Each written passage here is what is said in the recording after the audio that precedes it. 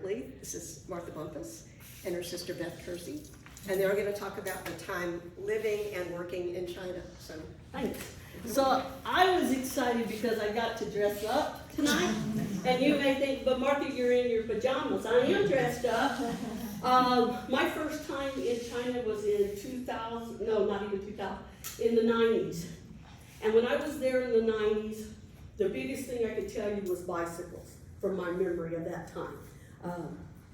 Bicycles. And being under guard everywhere I went, there was someone with me, assisting me, except for at McDonald's. I snuck out one night, and I can tell this here. I snuck out one night and went and had to have the cheeseburger. And I wanted to see, can I live here on my own?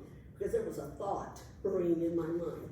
And so I was visiting, and I was able to do that. In 1990s, people did not go out in their pajamas, robes. But by the time 2001, my friends from Waco, Texas came and met me, and we were in this really nice Marriott, and out in the back was a really nice garden where people would exercise. And at night, we would look out, and people were strolling around in their pajamas, walking their dogs.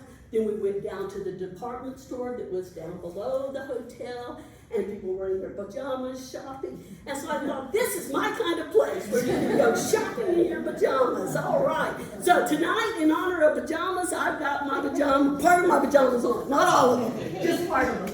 So tonight, I'm thrilled, as you can tell. China is a very dear and lovely part of my life. The Middle Kingdom. As you see, this is a sign for China. Their point of view, very clear, is we are the center of the world. And that was often what happened there when I was living there. It often felt like China was the center of the world. And I'm going to remember I need to stay over here because my screen goes dead, and then we're doing this all the time, and what kind of fun is that? None. All right, so just knowing that China has always viewed themselves as being the center of the world. Oh, this is nice. I can walk around and talk to you. That's even better, okay? So let us begin with what I can share with you. As I said, in the 1990s, my first trip in was as a tourist to look and see if this is someplace I could possibly live. And everywhere I went were bicycles. Mini buses were the main mode of any kind of transportation I saw as a tourist.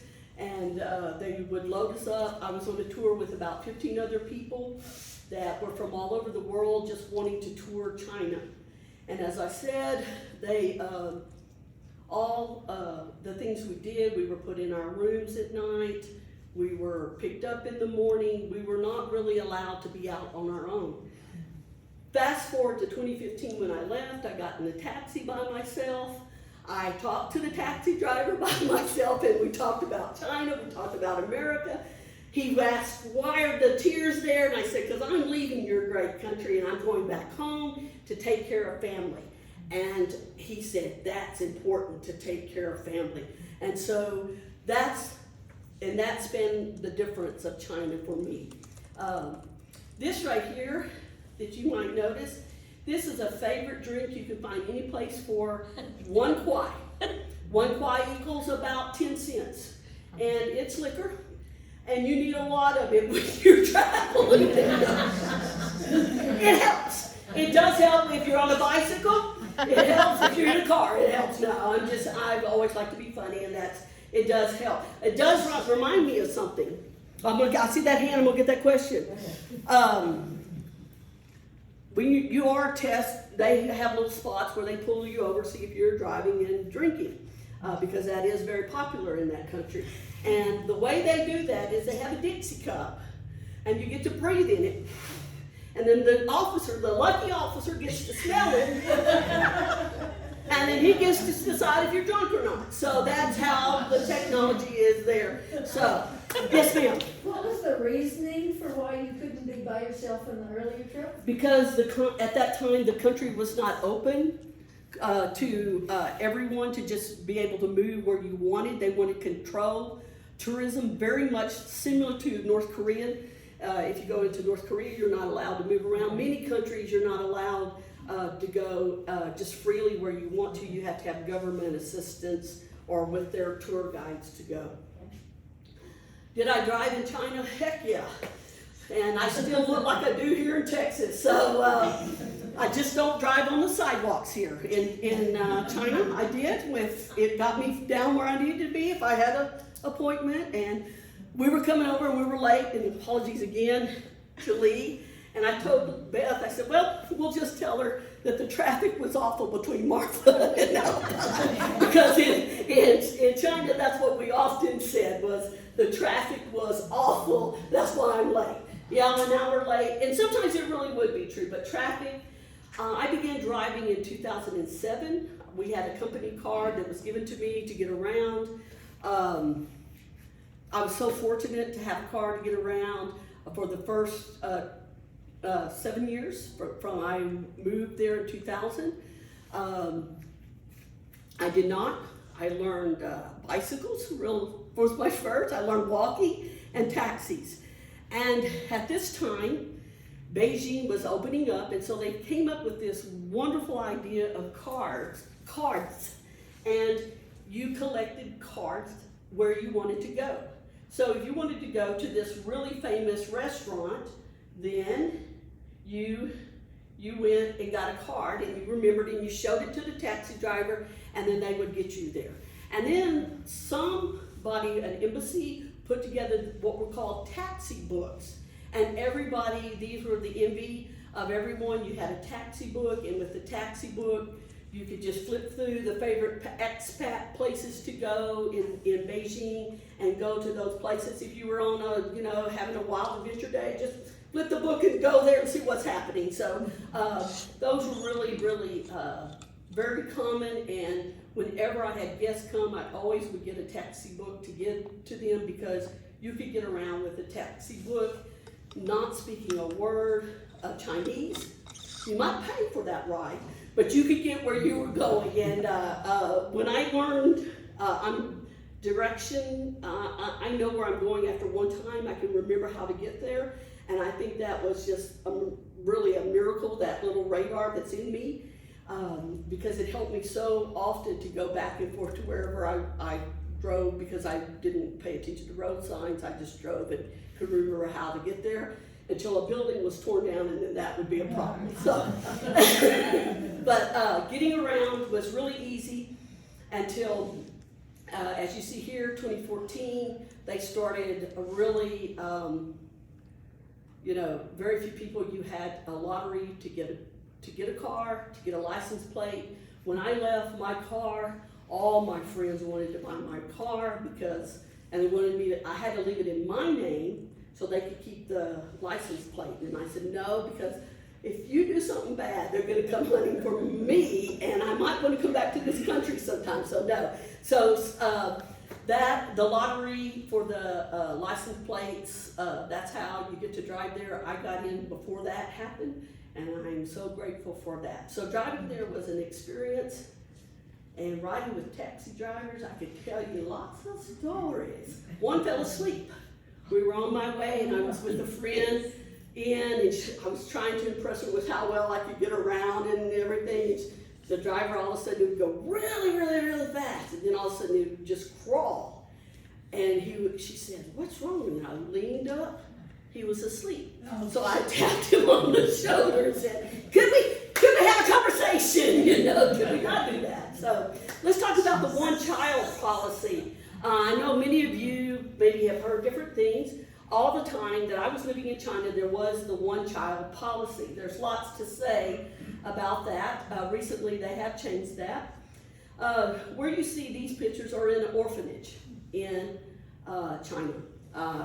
That was a place I liked to spend, and my skills, as you can see, sticker skills and playing face provided scenes, places to put stickers, and singing skills were enjoyed, and also a little ESL training was done there as well. But more than anything, they loved to come and be held and sit in your lap. that's what they wanted. And all the way, there was a 15-year-old that wanted to sit in my lap. They just want that affection and to be loved. Because as you can tell, in an orphanage, this is just part of the kids. And this is a Christian orphanage ran by this lady that you see in the red vest is a Chinese Christian, and so she ran the orphanage. And so their treatment was a little different. And so I want to tell how this story impacts people in China. Rich people can have more than one child because they are taxed. If you have a second child, you're taxed, and if you can pay that, and it's the way that comes up, that tax is based upon your salary, your income, your wealth. And so if you can pay that, then you can have that second child and pay for that child and get it a whole cow, which is, did I say that right, Beth? Hukao? Hukao. Which is you're a person in China. If you don't have that, you're not a person. Even if you're born in China.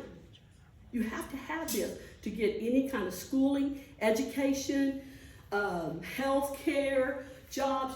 If you don't have this, you're not a person in China, even though you're Chinese and you're living there.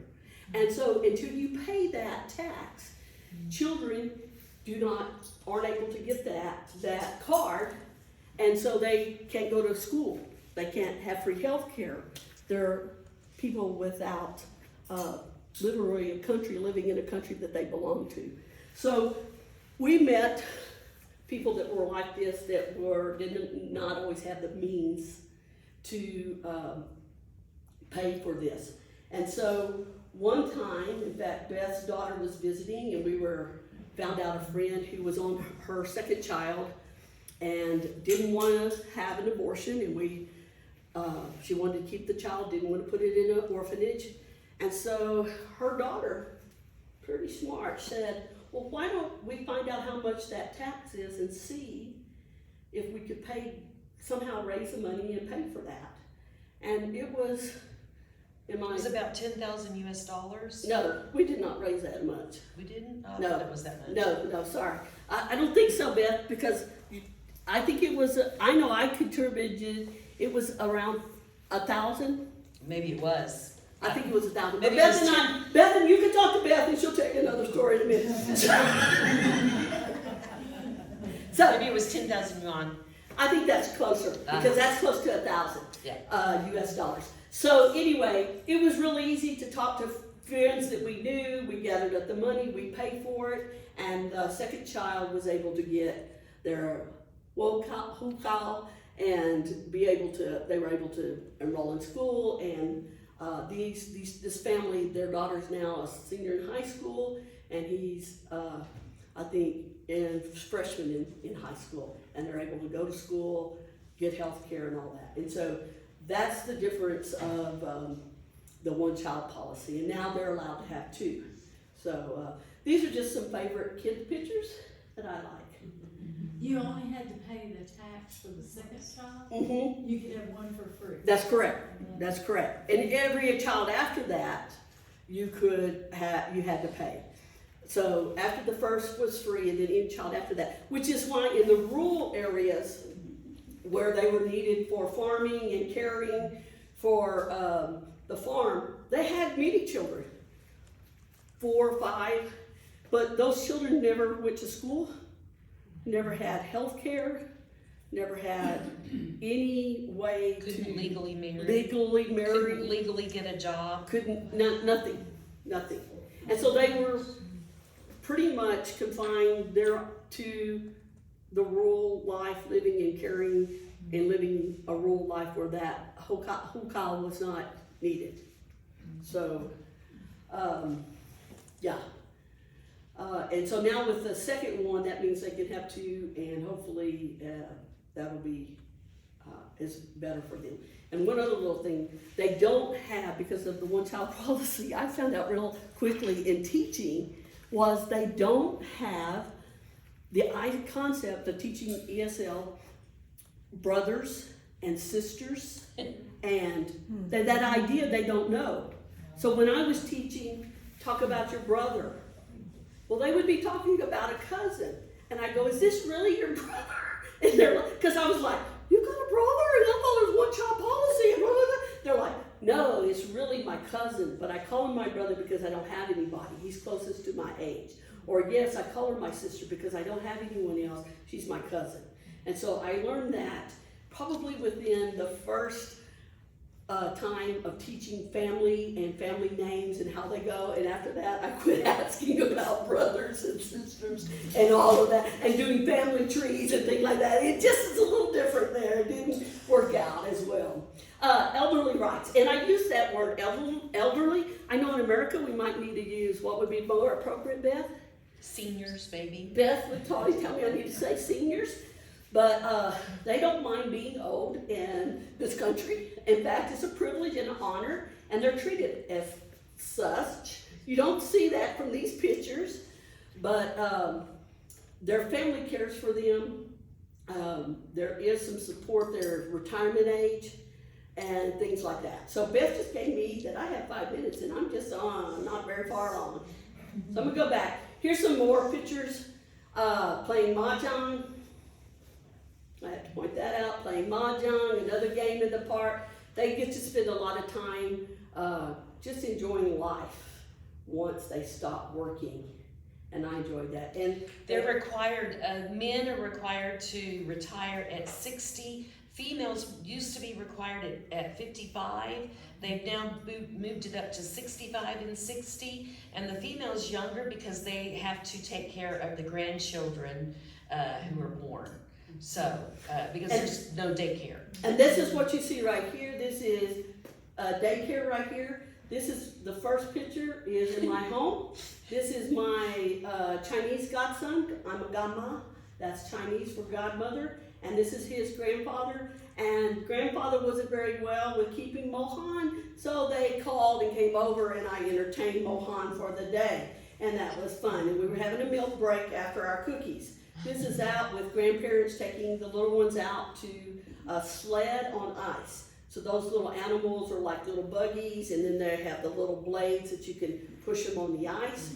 And this is how I took care of my other American godson when I was called upon, because his grandmother didn't live in China, is I took him driving, and I taught him how to drive. And so I thought that's what I should do with Jackson, and Jackson and I spent lots of time sitting in the car honking horns, and so it worked for us. They go to the park. There's lots of dancing, aerobics that go on. All the old men have birds, and they walk their birds or ride them on a bicycle. Lots of dancing. In China, there are 56 ethnic groups. And you may be more aware, recently in our news, we talk about the Uyghurs. And the Uyghurs are the Muslim group that's in the Xi'an province. And so they're Muslim. That also means with having different, we do have religions in China. There's people who are Buddhist, there's Confucian, there's Christian, there's I don't believe thing. And all of them like to talk about beliefs. And you can sit, and it's not like here, you can sit and talk for hours about your beliefs, and it's very kind and gentle and nice, and I love that we can talk about it. You don't change many people's perspective, but they ask you about what you believe. You're pretty much associated, if you're coming from a Western country, that you might have some Christian viewpoints, and so they ask a lot of questions. I'll never forget my first Christmas there, and some students said, so you must believe in God? And I said, yes, and I said, have you heard about Jesus? And they never heard that word. That was the first time they had heard that word. And so it was a very different, but being able to talk and share about your life was very interesting there. This is the most important thing you'll learn about China, is guanxi. Guanxi is relationship. And it doesn't matter if you have a contract, it doesn't matter what you've signed. If you don't have a relationship, you don't have anything. And so working on relationships is the most important key in this culture. And So as you see, these are some of the many, many different relationships. Some are friendships, some are work, some are school, some are I don't know. Just kidding. They're just were important. I can see one picture. It was very important where the ladies are holding the flowers. These were nurses at a hospital. And one of my friends had been in the hospital, and these relationships got her the things she needed because they weren't getting what she needed medically. And I was talking to her husband who was in the States, who was a doctor, a medical doctor, and he was telling me what to get, and I could tell these ladies how to get this from their system, and we got it. And because she was sick and almost passing away, and so we were able to get the medicines that she needed to help her get out of the country and survive. And so these are things that are really important, and you never know why. These were all medical students teaching them ESL, English, and that relationship was built that way. And so relationships are important.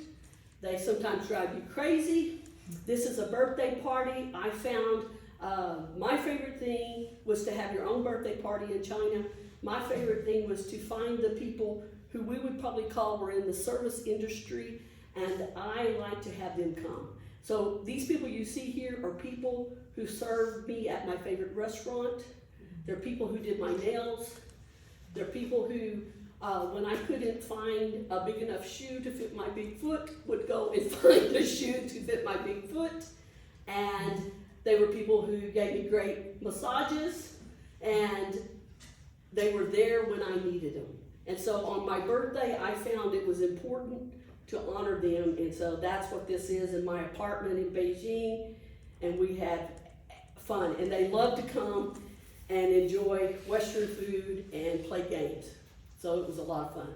So pandas are made in China. We're in the made in China part.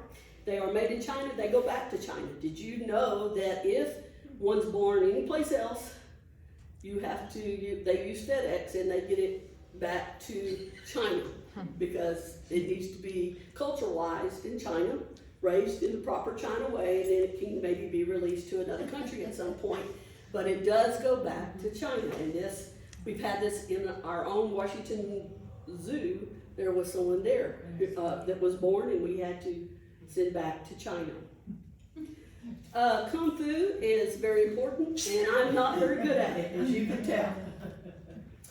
Lots of symbolism in Chinese culture. Color, I should have probably wore red too. Red is important, it's lucky. Royal is yellow or gold is like royalty. Numbers are important. What number here is a number we don't choose to use or we think negatively about? 13. 13. And in China it's 4. And anytime there's on the elevator, there was never a 4th floor, 14th floor, 24th floor. And so those were things.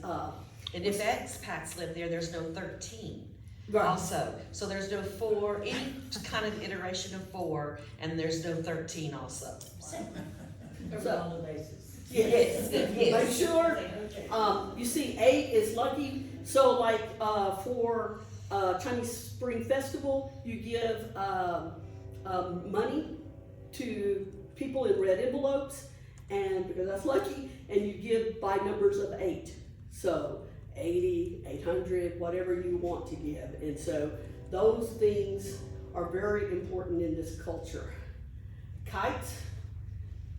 My favorite thing was to go to the park because I could sit there for hours and watch what was going on. There was always kites, people dancing, people doing Tai Chi, people using these long swords and kung fuing and everything. I mean, it was you could just sit there for hours and enjoy what was going on. Of course, we know tea is the national beverage of China, and I would love to tell you about a tea ceremony, but it would take a whole hour just to tell you about that. So, because they're long and they're how they do the thing, and I thought one time I would just go and, get some tea, and An hour later, I was still learning about tea, so it wasn't an easy process. I'm going to talk quickly about holidays, and I know Beth has already told me I need to get going. All right. Holidays. This is a picture at Chinese New Year, which is their largest holiday called Spring Festival. This is right outside our gate of our apartment where we lived, and all that you see down there, people bought themselves and exploded this all night long. And I had a picture, but I took it out to save you of one night.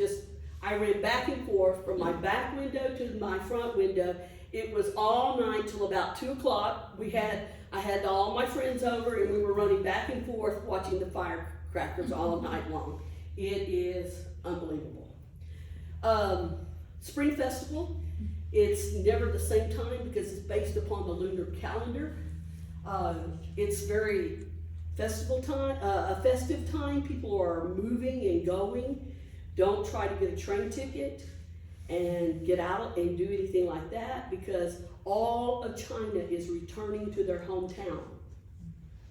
That makes Beijing a lovely place because there's nobody there. And so I can drive around and, nobody's there. So it's really nice in Beijing, but everybody is on their way using every mode and type of transportation to get out to the rural where they came. They're going back to their home.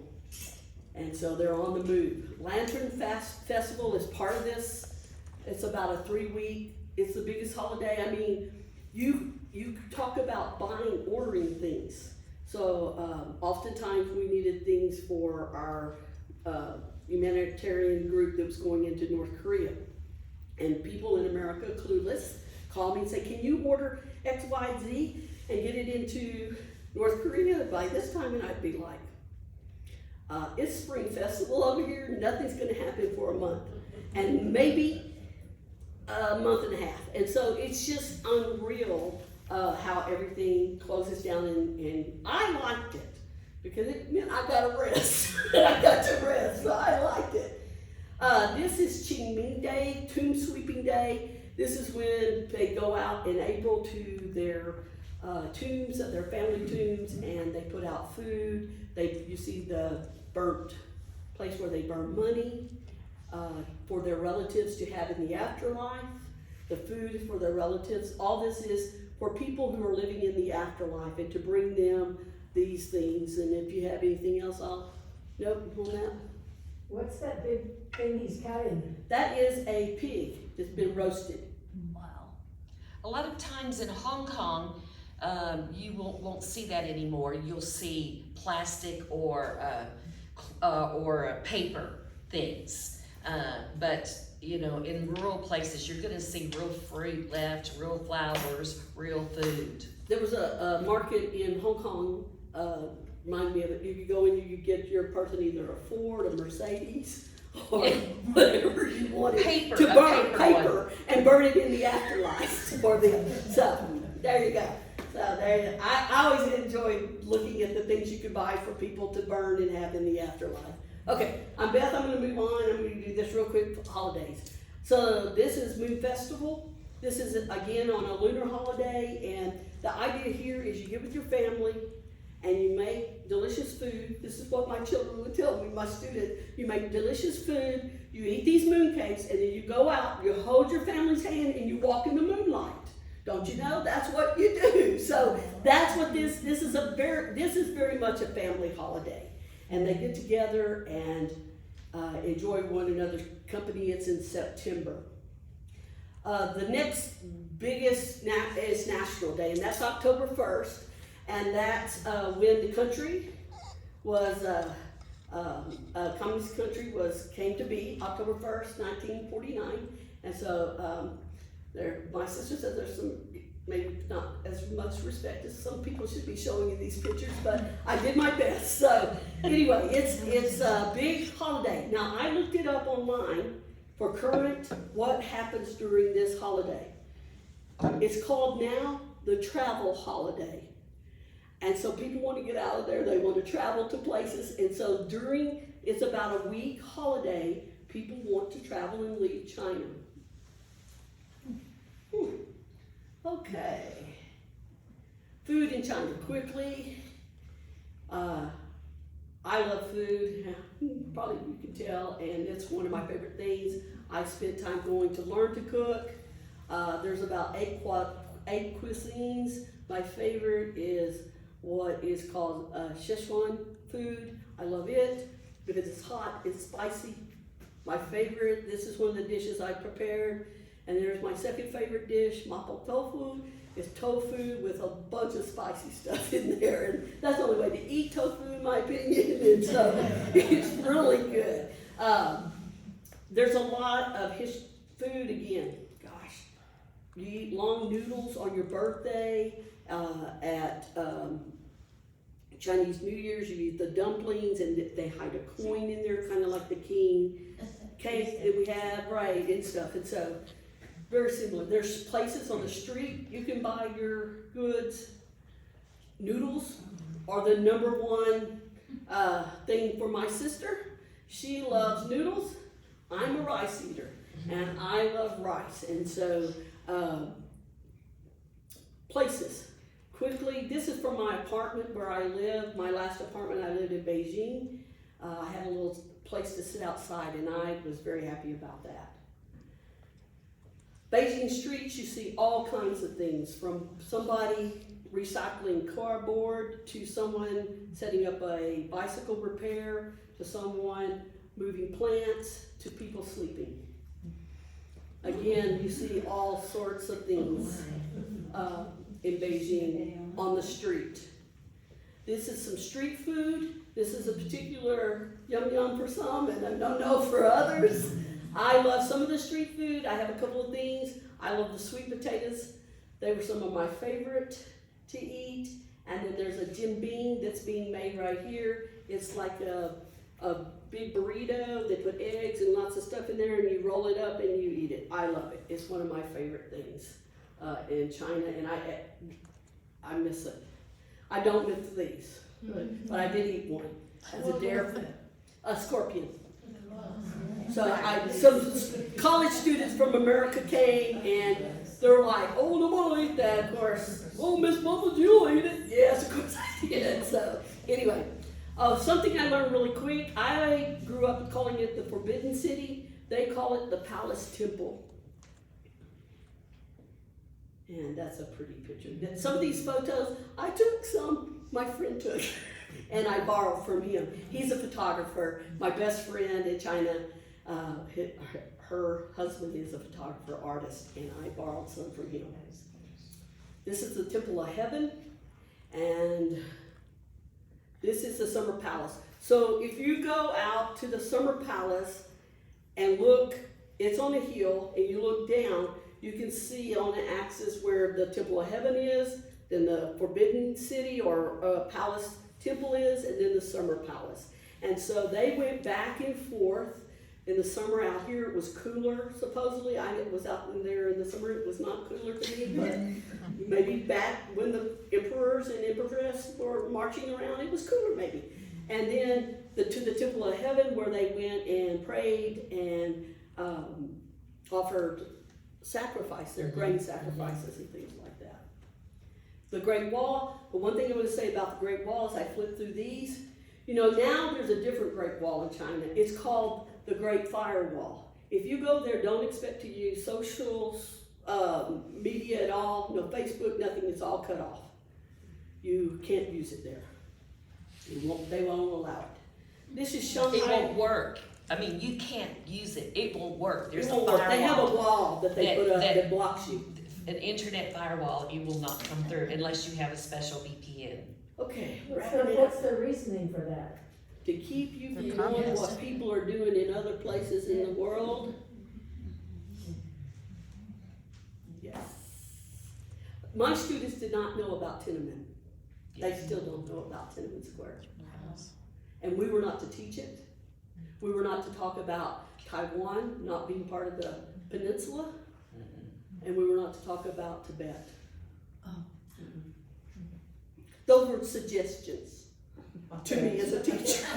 Let me just put it another way. That was suggested to me. from Beth's apartment in Shanghai at night and at day. These are some, if you get a chance to go to a water city, I highly encourage you to do that. If you ever make the trip to China, do it. They're great, they're fun.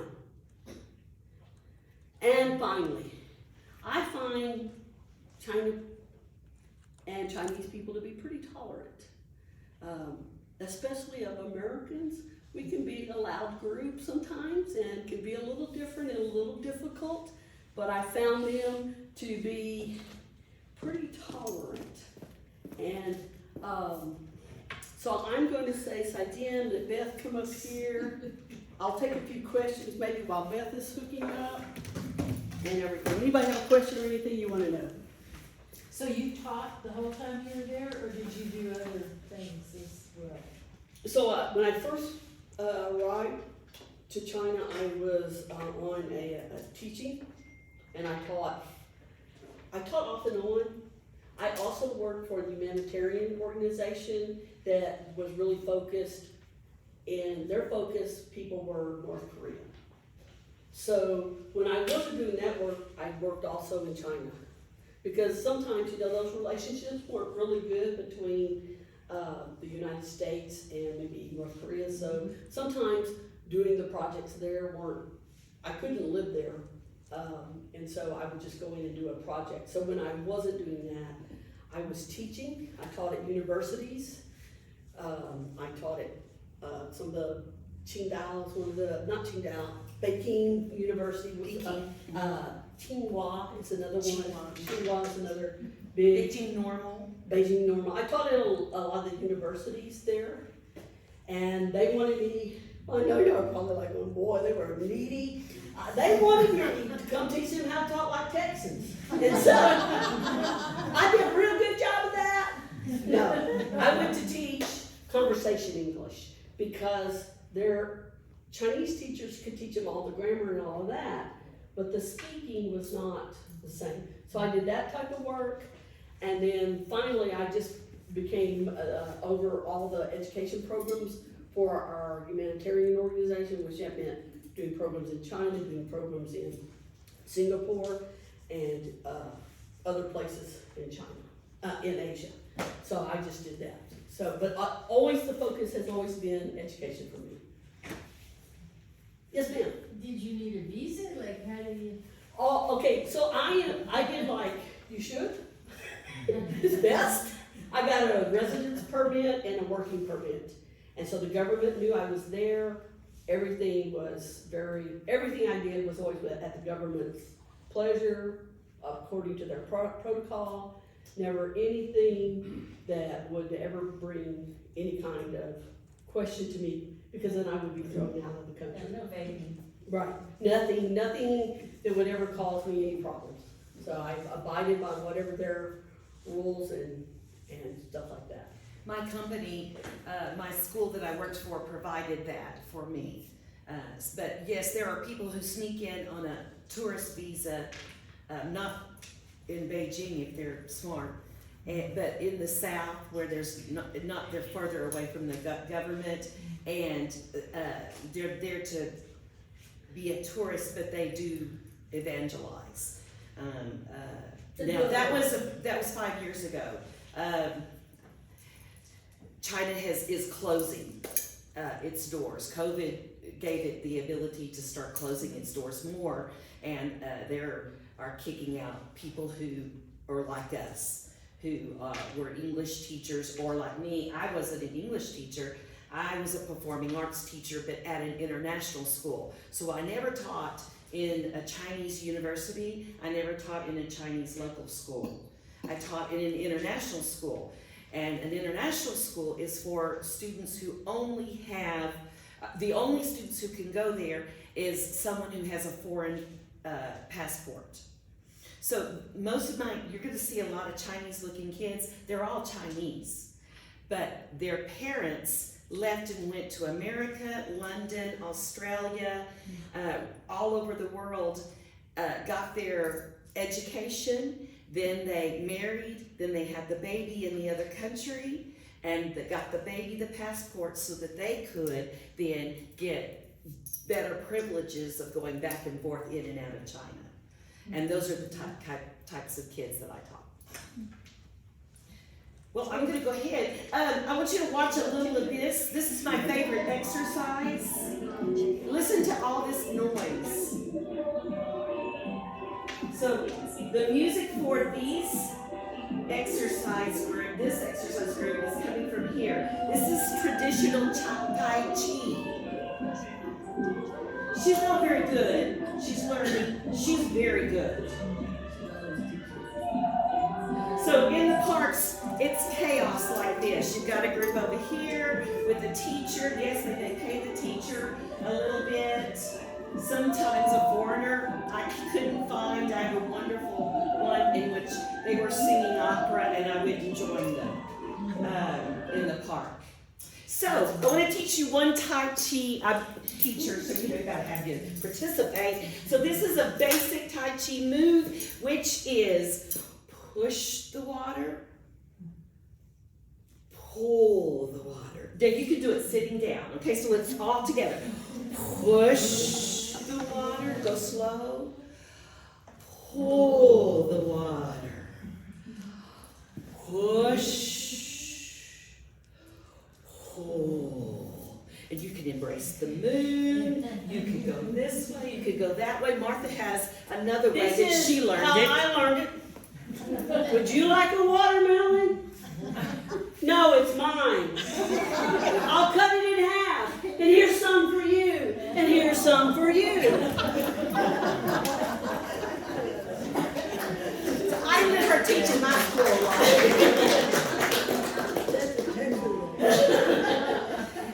So in the performing arts, they have their Eastern tradition and Western as well. Opera, dance, symphony, choirs, all kinds of things. I am going to talk about the international school mostly because that's what I know. My school, this is a picture of it, it was located in a park. So, and it started in 1995. And actually, the school system started in the 1930s in Hong Kong.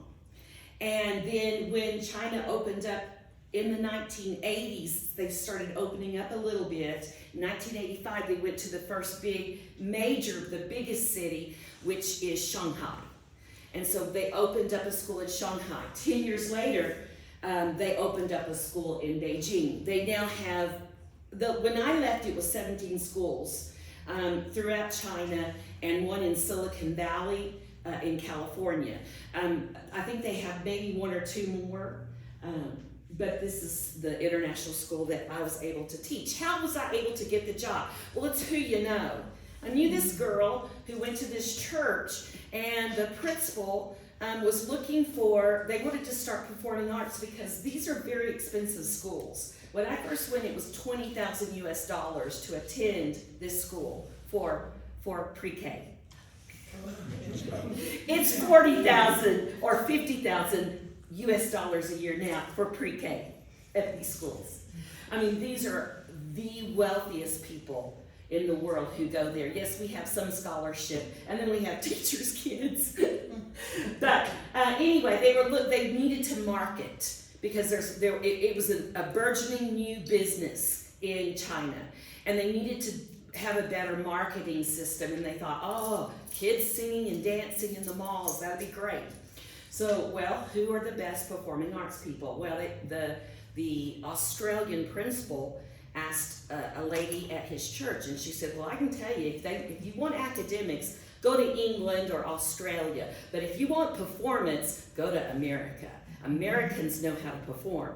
We don't really teach the academic side of music until they get into university here in America, and also in drama. It's the same thing, in dance. But we teach the performance aspect more.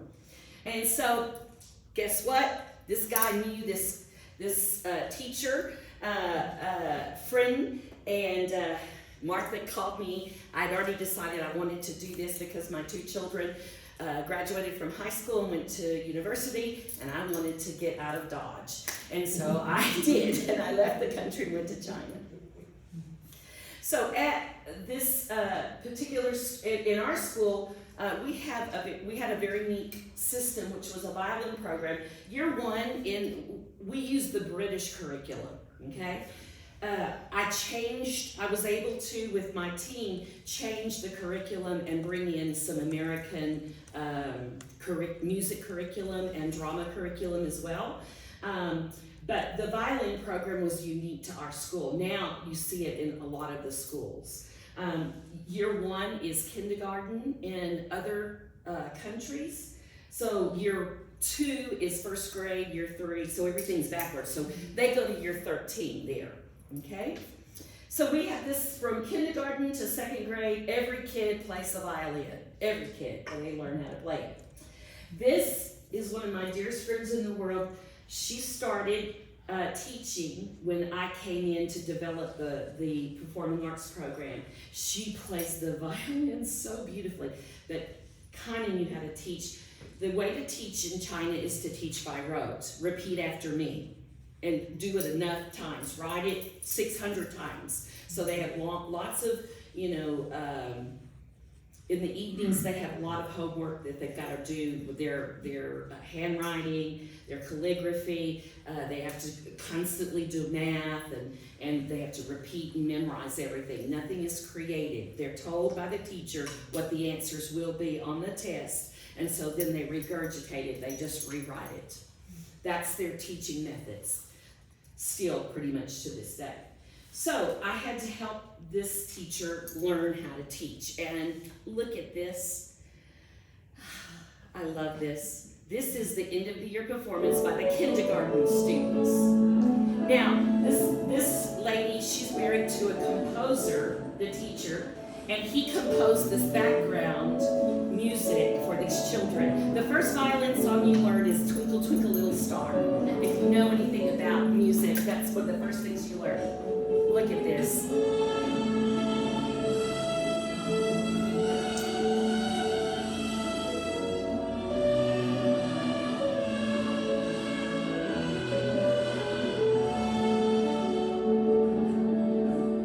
Look at them. I mean, they're just...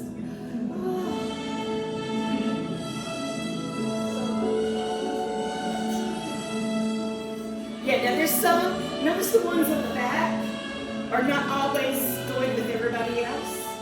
That's why they're in the back.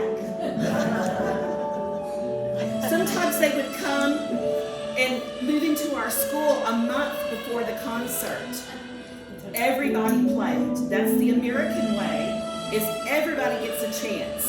They didn't like that about me, but the parents did like it about me. The administration didn't like that.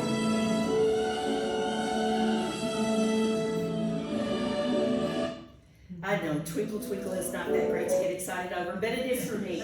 What did we teach? We taught singing, creating, performing, and we learned instruments. And they had music, prescribed music from grades 1 to, it's actually their grade 9. It's our kindergarten through grade 8. So unlike our junior high where they can choose not to have music anymore, they can't choose that in the British schools. Okay, so this is what our music program in junior high and high school would look like. We taught guitar, we taught keyboard, and we taught drums. And so that they could make bands and they could learn to read music that way. In junior high, we actually used a program founded by Paul McCartney and Sting, who went together, and it's called Musical Futures. And so anyway, we're able to do that. Many of these kids also, though, they want to get as many certificates and awards as possible. And so they take through the British system this series of graded music tests. So that's what some of these more advanced kids are. These kids wanted to have fun. I liked them. Okay, in high school, your freshman and sophomore year, you have this British curriculum, which is called IGCSE, and they create music, they have to write music, they have to perform music, you have to tape all of that, and then they take a test. Same thing in junior and senior. Of course, these are chosen the kids, what I mean by that is the kids choose to take these, and so look at these kids. I mean, they are absolutely wonderful. Best job I've ever had in my life. And they don't, you know, I mean, the worst thing that we have is they might be chewing gum. You know, not like America, so. Okay, so, but that's extracurricular, choir, orchestra, band, those are extracurricular everywhere else. So they're after school hours, and you gotta have money to be able to pay for that in the rest of the world. In America, we don't do it that way. We offer those up here in the curriculum, and they're called co-curricular. It's part of the curriculum. And so I was trying to, along with my team, we were trying to get that idea in our school, and we were able to do that. I'm really proud of that, probably the most, is that we were able to get some orchestra and choir and band. And one of the things that we did for marketing was to have the Battle of the Bands, which was always a great fun time. Have to have concerts. If you're going to have a program like this, you gotta have concerts.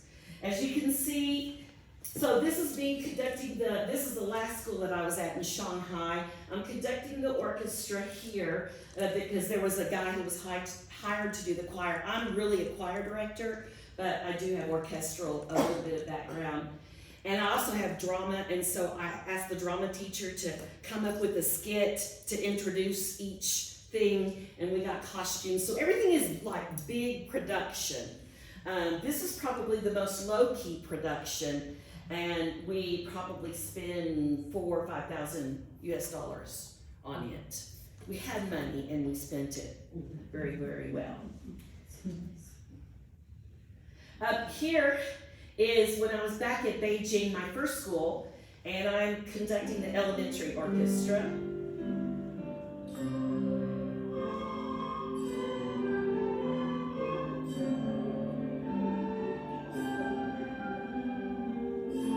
In the elementary school, I was not able to get orchestra, band, and choir incorporated.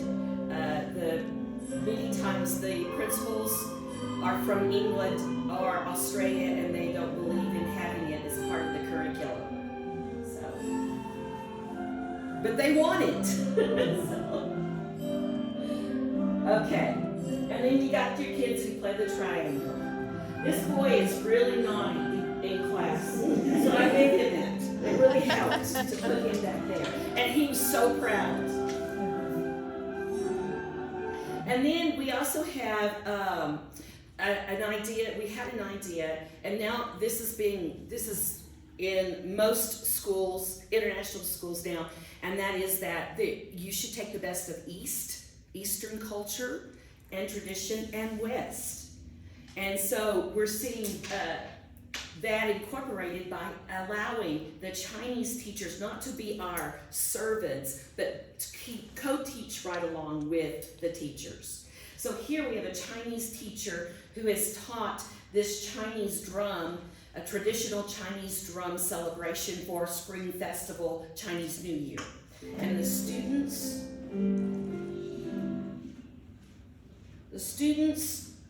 are dressed in traditional Chinese dress. These are traditional Chinese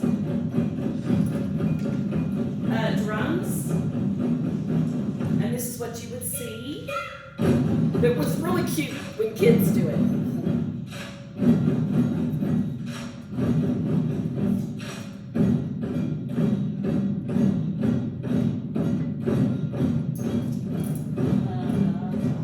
Oh, that's the naughty one. That's the naughty one. I now remember it. It's coming back to you now, huh?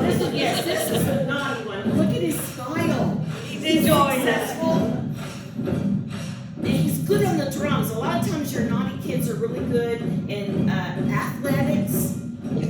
They're really good in drama, and they're good on the drums. I can watch all day, but you guys, I want to be mindful of your time. Okay, here's another end of the year concert. Little children singing.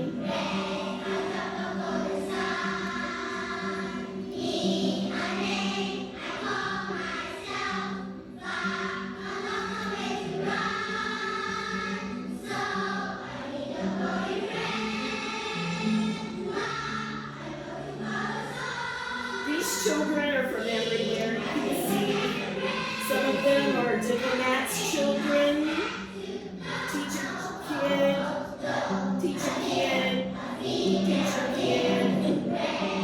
One of them go down.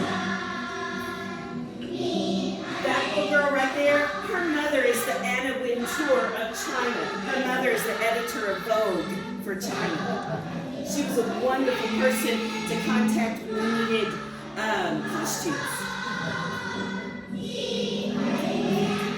And kids are cute. This is Hong Kong, which was the second school I was at when I was promoted to be head of all the music of all the schools. And so you can see a little bit more mature ability and musical abilities. We had kids getting into Juilliard, getting into the Royal College of Music, Berkeley, conservatories all over the world. Very, very, very talented children. Here's the orchestra. I'm going because I'm watching the time. So we did classical things, but we also did fun things as well, as far as music. Here's some more spring festival. We had big concerts to celebrate that we built schools. Here's one where we have a little boy from Hong Kong that he's from one of our schools, playing the C major piano concerto by Mozart. At this point, I think he was 7 or 8. I got to teach him. When I moved to Hong Kong, I got to teach him in just regular general music class, like, junior high. Oh, precious boy. Love jokes. You would have liked me. Yeah. Okay, we have drama. I'm going fast. This is a drama production that we did. I'm going to just go through. Now I want to get to these are some, I'm going to skip through that one too. In the parks, music in the parks. So, because they have small apartments and they have a lot of people, so grandmothers have to, when the son, hopefully they have a son. And that's why they're orphanages, because if you have a daughter, they were sending their daughters to the orphanage. Well, that was good. They used to kill the daughters. But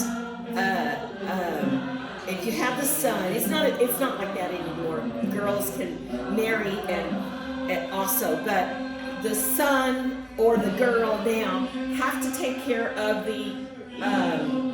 their parents. There is no Social Security there.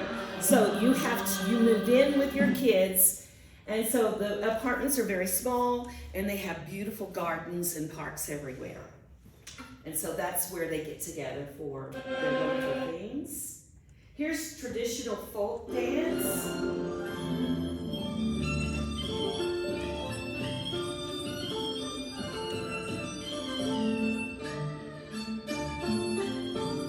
And it's a big production. And it got to be where international schools were doing this.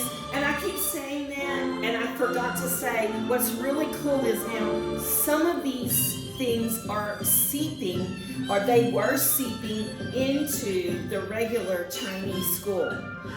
Unfortunately, some of the ideas about VPNs and finding about things like Tiananmen also were happening, and free ideas. And so unfortunately now they're closing down. I think that's one of the main reasons they're closing that down again. And dancing in the park. I love this. It is not, it's a YouTube video, but it looks exactly like outside my apartment in Shanghai every night. And I'd be coming back and I'd go through and they'd tie to the foreigner and I'd go through. They would want you to go and I'm like, oh. Yes, they love to see you come out and dance with them. They love it. They Yeah. always welcome you. So when they do this, it was fine. At my apartment at night, they did couples dance. So I didn't have anybody to dance with, so I didn't go. Now I love Chinese opera. She's singing.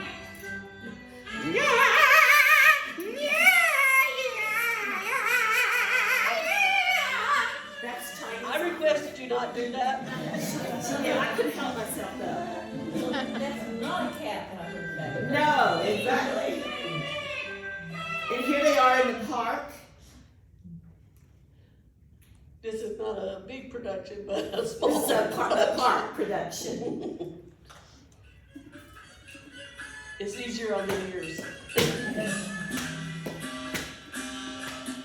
So they have only 5 notes. They use only 5 notes. Do, re, mi, so, la. Only those 5 notes.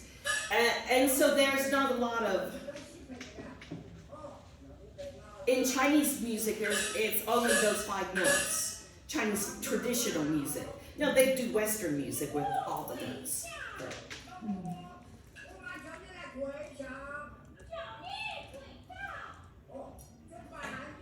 Now this is not Peking opera. This is the Southern opera from the south of China, where they could use this speak sing. Germany does that also.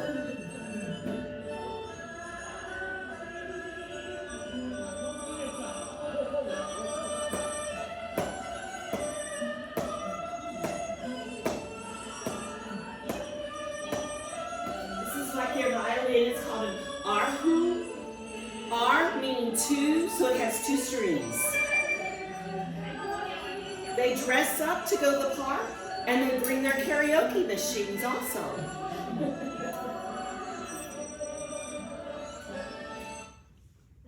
And now I'm going to end with this shadow puppetry. And the reason I want to end with this is I love this art form. And then also want to show you, Moment's coming up. Hello China. If you want to find out more, go to YouTube and put in Hello China. They have all kinds of videos. This is like video number 93, and they will teach you about Chinese culture. So, and just very, sorry. Oh, I hit the wrong one. I'm gonna fast forward to, so you can see how the shadow puppets are done. Yiyin represents interesting stories with lively songs and shadows produced by light. It is the earliest animated technique in the world.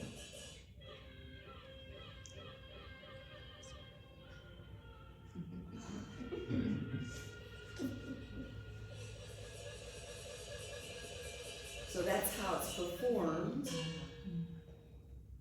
And then The images are 2 or 3 always made of patterned musicians. donkey leather sewn Reminds with me of a thread. funeral. They used to put, and Audrey will know this, they used to The put body the movements and musicians in a facial funeral expressions of the behind a puppets are screen created by bamboo sticks. in funeral homes. And so this reminds me of that, because I played for a lot of funerals.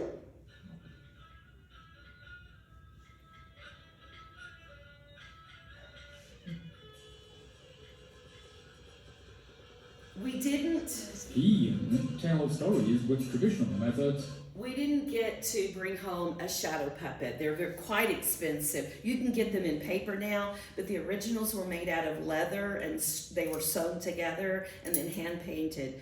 Very expensive and very difficult. You're not really supposed to bring Chinese relics like that out anyway. So, okay. Through these opportunities, I also had a lot of fun in China. I got to travel and see a lot of cities in China. I got to act on TV. I got to act in a movie. I got to act in plays. I sang in professional courses in Beijing and Hong Kong before my voice got to the point where I really didn't want to do that anymore. And anyway, there's a lot of opportunities for expats. I was not special. I was just a little girl from, I don't know if you know where Mahia, Texas is, Mexia, but Martha and I just little girls from Mahia, Texas, and we just had all these wonderful opportunities, and I think that's why we love this so much. One of the things that I noticed when I study their art forms, they're so similar to many things that we do, our traditions as well. And one of the things that I would teach when I would teach history is that we are all human beings and we have so many similarities. And that was one of the really cool things to be able to teach kids who are from all over the world and hopefully plant in the minds of some kids. So we've gone over a little bit of time, and we apologize, but we want to make sure that we give you some more time for questions. And also we have a few things out, and there are some goodies on the tables. You are free to take them and enjoy them. So any questions? Any questions, either one? I was just wondering, I see I think it's the Shenyang group? Yes. Okay, and I've noticed that they're performing a lot more than they used to. This is kind of a tacky question, but is there any other kind of agenda for them other than performing? The Shenyang from is that from where the Uyghurs are? No, are you talking about the acrobatic kind of The show? ones that came to Midland. Right, so. Oh, that group, okay. So did Okay. you, so that's No, I something we left out? Yes, we And did. if you were, yes, it's traditional, and if you were to go to China, that would be one of the things I would tell you, go see one of those, because, it's amazing, what they do. There is nothing as far as what they're trying to get to Americans to, help you, indoctrinate you with anything. There's no agenda there. It's just art form that they want to share, and it's unreal. I've gone to one in a room this small, and what all they can pack into a small room like this is unreal. And it's just their art form. Do you know if they go home very often? Because it seems like they're performing in one of the major cities all the time. Okay, so that's one of the things I know from working from a government standpoint. From the government standpoint, this is key for relationships. International. Yeah. And so that we let them come here and stay as long as they want. They get to see, hear truth, learn about themselves, things that they wouldn't be able to get and read in China. So that's part of that. And we, on the other hand, send people there to do the same thing. So that's the reason why, and they love. This is a hot ticket coming here still. No matter what you think today, it's still a place most people want to be. What's really interesting is that I taught in the British curriculum, and these people were paying lots of money, and they were going through the British Royal School of Music to get these certificates and stuff as well. And yet almost all of them wanted to come to university in America until the gun situation in COVID. And then it's changed, and I don't know if the students They can't get the visas. they can't even get here anymore. They can't get so. visas as easy anymore. That's one of the things. But I was, even with my bad Texas accent, chosen over British teachers because they all wanted American English. Yes, And our students always told me, we prefer your accent to, especially in Hong Kong where there's so many more Brits there, we would prefer your accent, even with sometimes my Texas slips in there too, so. And just the way that we say things, shrug versus Lord. Right. In business. Right. Yes, You want to sound like an American. yes, exactly. The friends I have that have been to China, most of them said there is lots of pollution and you hardly see the blue sky. Well, I saw mostly the blue sky. Has this gotten worse, or what is that? It's gotten better. I had pneumonia 9 times in 5 years. I had permanent scarring at the bottom of my lungs, which has affected my singing. However, the good thing is they got China got ridiculed so much about that they are doing way more than many other countries. I mean, the greening of China is a marvel to see. The railroad system there is fantastic. I stopped flying anywhere and got on a train because it was wonderful. You could be in a train, you could be to like from here to El Paso in an hour on a high-speed train for, you know, $100. It was wonderful. And we also, if you need to leave, please feel free. Yes, We know That's that some okay, cause people I can get have you over the stuff, fence. please go. Yeah. One thing I would say about the pollution that she didn't say is the pictures are blue because you go out with your camera on blue days. Yes, I forgot to say that. I wasn't cheating and it wasn't a filter, but when it's a clear blue day, everybody's outside, in the clear, and it is really bad. I lived first on the border between North Korea and China, and every day there was about an inch or so of coal dust on all my furniture, because that's what they used. And so, yes, I'm pretty sure we have some damaged lungs. She does. I'm still living the dream that I didn't get. Other questions? We welcome you to look around. There's snacks on the table. If you feel free to take those. Weren't brought over back in 2015 when I first came home. They're fresh. They just arrived. So if you want something, please. If you're brave, we don't know what they say on them either, so have some fun.